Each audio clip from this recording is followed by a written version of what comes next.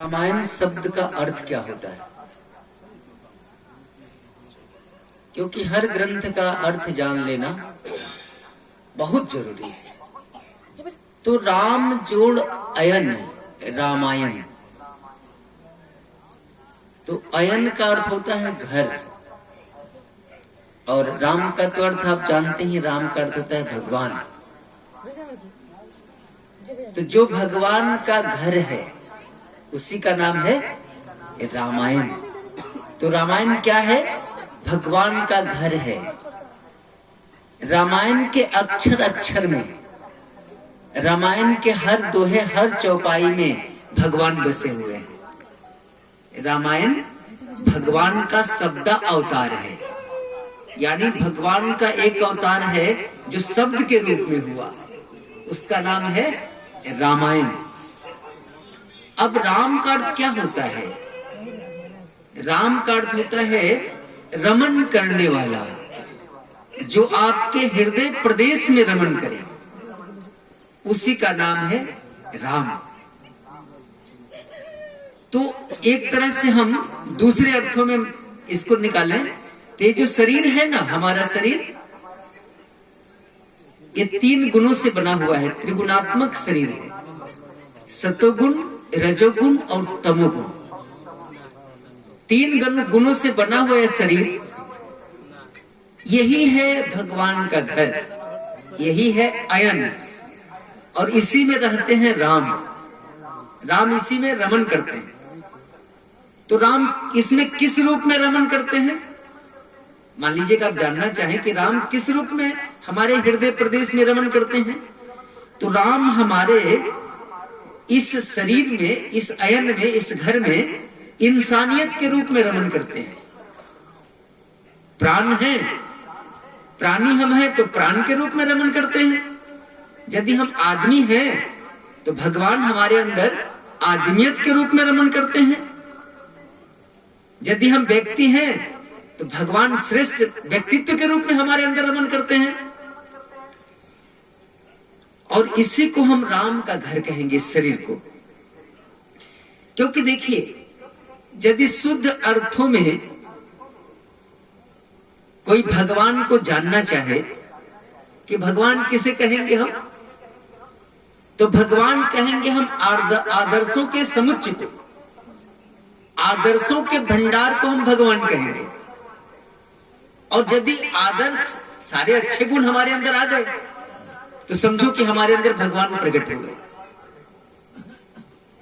यदि सारे अवगुण हमारे अंदर से निकल गए और सारे अच्छे गुण को हमने ले लिया तो समझो कि हमारे अंदर भगवान प्रकट हो गए। धरती पर कितने ऐश्वर्य हैं जिसे हम अपने अंदर अपना सकते हैं और अपना करके भगवान बन सकते हैं? तो धरती पर 6 ऐश्वर्य हैं, और 6 ऐश्वर्य को अपना करके हम राम बन सकते हैं। राम ने इस धरती पर आकर के 6 ऐश्वर्य को अपनाए। उस 6 ऐश्वर्य को हम अपना ले तो हम राम बन जाएंगे। बल, बुद्धि, विद्या, वायु, ऐश्वर्य और शांति, इतना यदि हम अपना लेते हैं, इतने गुण, तो समझो कि हमने बहुत बड़ी मंजिल पा ली, यानी हम भगवान के तुल्य हो गए। अरे भाई, इसमें क्या संकोच है? ईश्वर का बेटा ईश्वर ही तो होगा। चना से चना हो सकता है, जौ से जौ हो सकता है, तो क्या ईश्वर का बेटा गीदड़ हो सकता है? विचार कीजिए। ईश्वर का बेटा जब भी होगा तो ईश्वर होगा। ईश्वर के सारे गुण उसके अंदर होने चाहिए ना। हम भूल गए अपने आप को कि हम ईश्वर के बेटा हैं, और जो ही हम भूल गए कि हम ईश्वर के बेटा हैं तो हमारे अंदर क्या आ गया? भय आ गया, डर आ गया, चोरी, बेईमानी, झूठ, छल, प्रपंच, ये हमारे अंदर आ गया। क्योंकि हम समझ ही नहीं रहे कि हमारा पिता परमात्मा है, हम ईश्वर के पुत्र हैं। हमें समझना होगा कि हमारा परमात्मा बहुत शक्तिशाली है, तो हम कमजोर नहीं हो सकते। मान लीजिए एक दृष्टांत मैं आपको दे रहा हूं। एक शेर का बच्चा था और कुछ भेड़ चल रही थी। छोटा सा बच्चा था, जाके उस भेड़ के झुंड में घुस गया और घुस गया तो भेड़ के साथ घास चरने लगा। शेर की आवाज भूल गया, शेर का चाल चलन समूचा भूल गया, वो मेमे करने लगा भेड़ की तरह।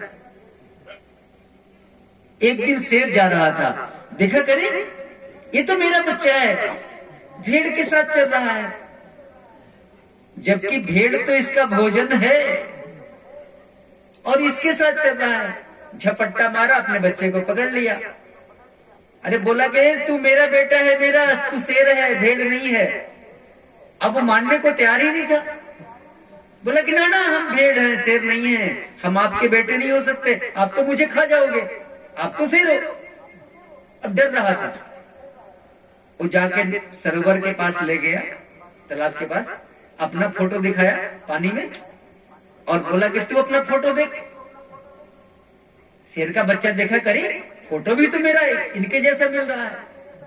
बोला कि फोटो तो आपके जैसा मिल रहा है, लेकिन आपके जैसा बल मेरे पास कहाँ है।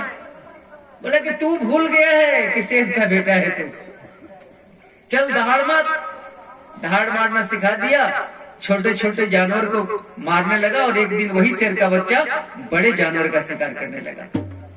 हम आए हैं आपको समझाने के लिए कि आप शेर के बच्चे हो, आप परमात्मा के पुत्र हो। क्यों कायर कमजोर बने हो, क्यों डरपोक बने हो, क्यों हाय हाय कर रहे हो? तुम अपने को समझो कि हम परमात्मा के राजकुमार हैं। और परमात्मा के जब राजकुमार हो, मान लीजिए, तो क्या परमात्मा का बेटा दारू पिएगा? परमात्मा का बेटा मांस मदिरा का सेवन करेगा? परमात्मा का बेटा झूठ बोलेगा? इन सारे बातों को छोड़ दो, परमात्मा की शक्ति तुम्हारे अंदर प्रकट हो जाएगी और तुम्हारी जय जयकार हो जाएगी। अरे ईश्वर का बेटा ईश्वर ही होगा। भगवान ने रामचरितमानस में लिखा है, निर्मल मन जन सो मोहि पावा, मोहि कपट छल छिद्र न भावा। तुम परमात्मा के पुत्र हो, परमात्मा का गुण अपने अंदर प्रकट करो, तेरी सारी समस्याएं खत्म हो जाएंगी उसी दिन। हम समझते ही नहीं, हम तांत्रिक के पास जाएंगे, हम ओझा के पास जाएंगे, हम अवघड़ के पास जाएंगे कि बाबा दुख मिटा दो। अरे दुख मिटाना तो तेरे हाथ में है, क्योंकि तू परमात्मा का बेटा है। अपनी सारी बुराई छोड़ दे, दुख उसी दिन मिट जाएगा। उसी दिन सारे कष्ट आपके मिट जाएंगे, क्योंकि परमात्मा का आशीर्वाद तभी आपको मिलेगा जब आप अपने अंदर की बुराई को हटाओगे। और जब तक अपने अंदर की बुराई नहीं हटाते हो तो परमात्मा का आशीर्वाद नहीं मिलेगा। इसलिए परमात्मा का आशीर्वाद चाहते हो तो धीरे धीरे सत्य के मार्ग को अपना लो, क्योंकि सत्य का नाम ही परमात्मा है। यानी परमात्मा का दूसरा नाम क्या है? परमात्मा का दूसरा नाम है सत्य। इसीलिए तो हम कहते हैं सत्य नारायण व्रत कथा। सत्य ही नारायण है और सत्य बोलने का व्रत लो।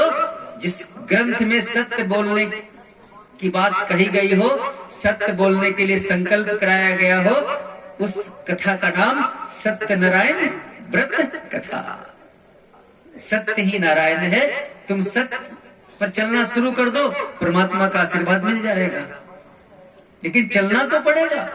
यदि चाहते हो कि परमात्मा मेरा काम करे तो भैया परमात्मा की तरह बन जाओ, तभी तो तुम्हारा परमात्मा काम करेगा।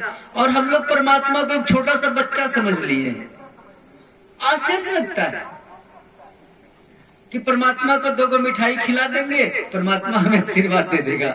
परमात्मा को खूब बढ़िया अगरबत्ती जला के दिखा देंगे, परमात्मा हमें आशीर्वाद दे देगा। जगत को चलाने वाला